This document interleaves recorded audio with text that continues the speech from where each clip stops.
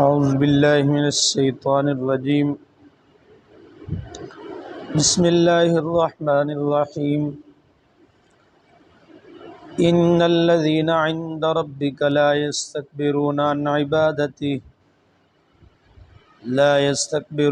عبادته ويسبحونه وله يسجدون صدق اللہ العظیم اللهم صل على محمد وعلى آل محمد وعلى آل محمد وبارك وسلم ثم صل عليه اللهم أرنا الحق حقا وارزقنا اتباعه وأرنا الباطل باطلا وارزقنا اجتنابه آمين يا رب العالمين۔ جس سورہ اعراف کی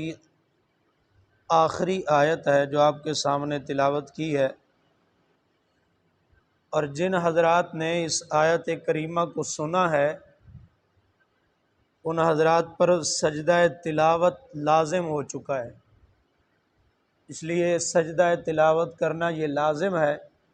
وگرنہ آپ بھی گناہ گار ہوں گے اور میں بھی گناہ گار ہوں گا، تو یہ درس کے بعد سجدہ تلاوت لازمی کیجیے۔ اللہ تبارک و تعالی نے پچھلی آیت کریمہ میں یہ آرڈر دیا تھا کہ وَاذْكُرْ رَبَّكَ فِي نَفْسِكَ تَضَرُّعًا وَخُفْيًا، کہ اے انسان اپنے رب کو یاد کر، اور یاد بھی کرنا ہے تضرعاً وخفیۃً، بڑی عاجزی اور چھپ چھپ کے اس اللہ کو یاد کرنا ہے، اور مخفی طریقے سے اللہ کو یاد کرنا ہے۔ فرمایا کہ جیسے اذ نادى ربہ نداء خفیا، جیسے میرے زکریا نے مجھے چھپ چھپ کے یاد کیا تھا، جیسے میرے زکریا نے مجھ سے مانگنے کے لیے اور مجھ سے دعا کرنے کے لیے علیحدگی اختیار کی تھی، اسی طریقے سے تضرعاً و خفیۃً، اے انسان تجھے بھی تضرع اور خفیہ طور پہ مجھ سے مانگنا چاہیے۔ یہاں پہ فرمایا ان الذین عند ربک لا یستکبرون عن عبادتی، یہ تو حالت ہے کہ تم مجھے یاد کرتے ہو، کبھی خفیہ یاد کرتے ہو، عاجزی بھی ہوتی ہے، لیکن ان الذین عند ربک، جو میرے پاس مقرب فرشتے ہیں نا جی،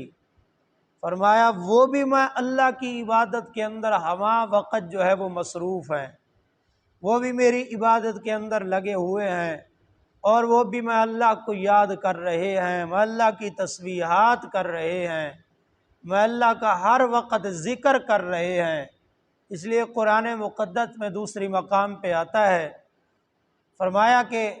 کوئی چیز بھی دنیا کے اندر ایسی نہیں ہے جو چیز اللہ وحدہ لا شریک لہ کی تسبیح کے اندر نہ لگی ہوئی ہو، ہر چیز اللہ کی تسبیح کے اندر لگی ہوئی ہے، چاہے وہ تسبیح لسانی ہو یا وہ تسبیح جسمانی ہو،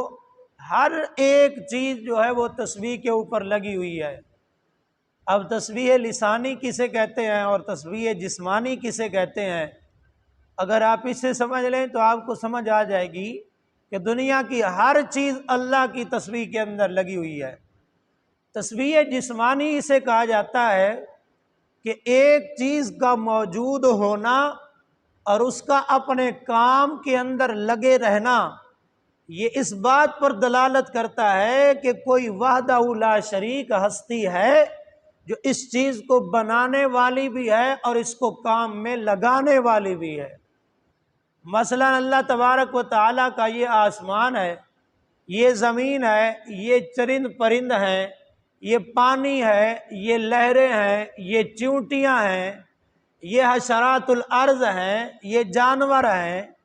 یہ تمام چیزیں ایسی ہیں کہ جب انسان کی نظر ان پہ پڑتی ہے تو یہ چیزیں ایسی ہیں کہ ان کا وجود بتاتا ہے کہ میاں ان کو بنانے والی کوئی ذات ہے اور ان کو چلانے والی کوئی ذات بھی موجود ہے۔ جب انسان کے یہ دیکھ کے انسان کو پتہ چلتا ہے کہ کوئی ذات ہے جو ان کی کارسانیاں کر رہی ہے اور ان کے اندر تصرفات کر رہی ہے، اتنا بڑا سورج لے کے آتا ہے، سارا دن وہ روشن ہوتا ہے، پھر رات کو چلا جاتا ہے، پھر رات کا نظام اس نے علیحدہ بنایا ہے، اس نے رات کے لیے چاند کا بندوبست کیا، وہ بھی رہتا ہے اور رہتے رہتے صبح تک چلا جاتا ہے۔ پھر اللہ نے اس آسمان کو ستاروں سے مزین کیا۔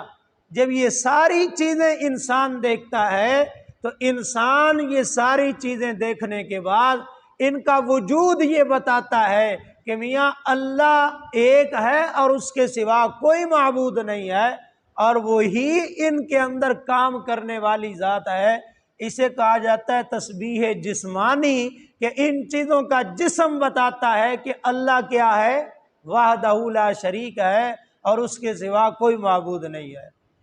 اور ایک ہے تسبیح لسانی۔ تسبیح لسانی کہا جاتا ہے جو زبان کے ذریعے سے تسبیح کی جائے۔ جب بندہ ان تمام چیزوں کو دیکھتا ہے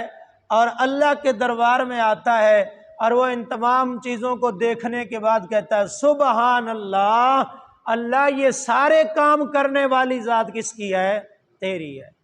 تیرے سوا اور کوئی نہیں کر سکتا۔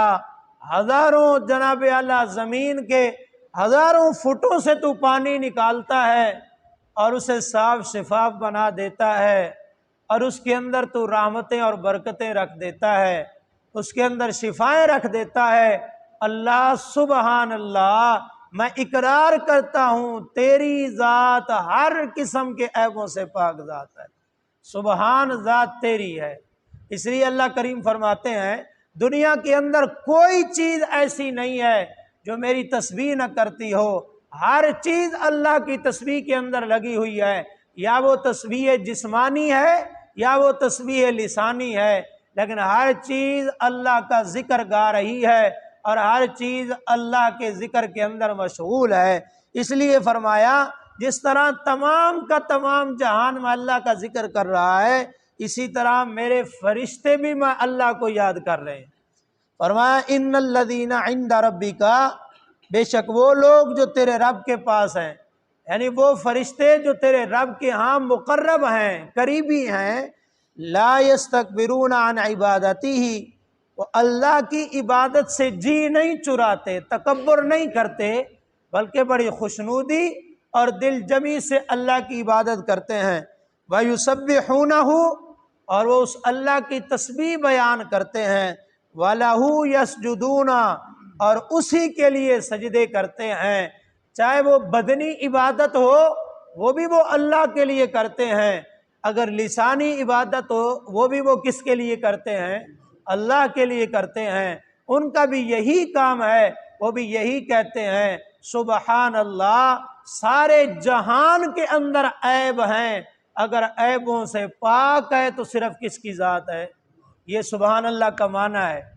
اگر سارا جہان اس کے اندر عیب ہیں اور سارے جہان کے اندر کمیاں ہیں، لیکن اگر کمیوں سے پاک ذات ہے تو صرف کس کی ذات ہے؟ اللہ تبارک و تعالیٰ کی ذات ہے۔ دعائے اللہ کریم مجھے بھی آپ کو بھی عمل کرنے کی توفیق دے۔ میں دوبارہ بھی عرض کر دیتا ہوں